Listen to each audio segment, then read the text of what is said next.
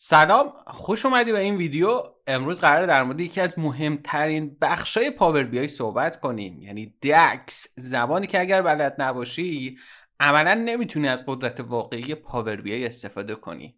تو این ویدیو یاد میگیری دکس چیه، چطور کار میکنه، چطور میتونی با چند تا فرمول ساده گزارش‌های حرفه‌ای بسازی. خیلی خیلی توی گزارش‌ها و گزارش ساختن و اینکه بتونی به مدیرت کمک بکنی واقعا برات کارآمده و خیلی میتونی ازش استفاده بکنی.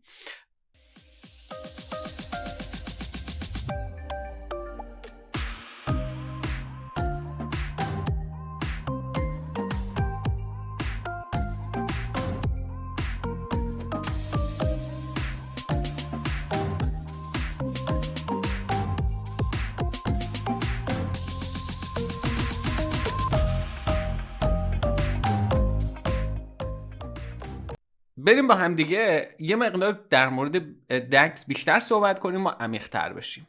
دکس مخفف Data Analysis Expression هست. خیلی ها فکر میکنن دکس همون فرمول اکسله، ولی در واقع خیلی قوی تره.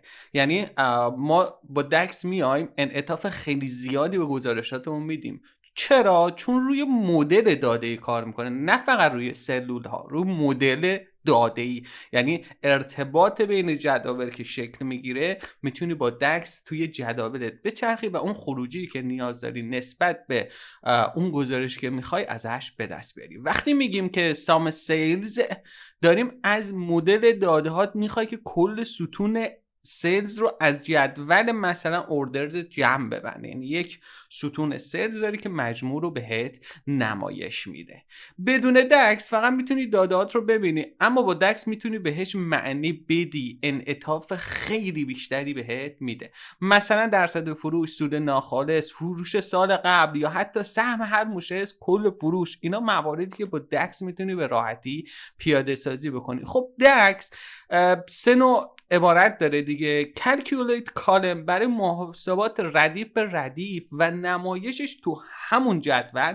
البته شما تو ویدیوهای بعدی یاد میگیرید که با توابع و فانکشن هایی مثل ریلیتد میتونی بین جداولت بچرخی. میجر برای محاسبات در سطح تجمیعی معمولا و خب برای اینکه یک بار نمایش داده بشه استفاده میشه. مثلا میخواید تاریخ امروز رو نمایش بدید. خب من اگه بخوام از calculate کالم استفاده بکنم، مثلا اگر 1000 تا رکورد داشته باشم 1000 بار تاریخ امروز رو میزنه که این گزینه جذابی واقعا نیست. ولی خب میجر میاد یک بار برات محاسبه میکنه و نمایش میده. و تیبل برای ایجاد جداول جدید با اون ساختاری که شما نیاز دارید. تو ویدیو در مورد هر کدوم از اینا ما دقیقاً صحبت میکنیم و مثالهایی تو بخشای مختلف با همدیگه میبینیم. توابع پرکاربرد دکس توابعی که به دسته های مثل توابع تجمیع، سام و اوریج، خب بخش اگریگیشن فانکشن ها میشه. بخش توابع فیلتر، خب فیلتر خود فیلتر هست، کلکیولیت هست. توابع رابطه ریلیشن ها، ریلیتد هایی که شما میزنید. توابع زمان مثل تایم، دیت اند تایم فانکشن ها هستن که خب میتونید خیلی راحت ازش استفاده بکنید، مثل سال و ماه و بقیه موارد. و توابع منطقی مثل لاجیکال فانکشن ها، مثل ایف، سویچ، این مواردیه که توی ویدیوها ما حتما در موردش صحبت میکنیم و با هم دیگه میبینیم چجوری میتونیم از اینا استفاده کنیم واسه مبحث گزارش سازیمون.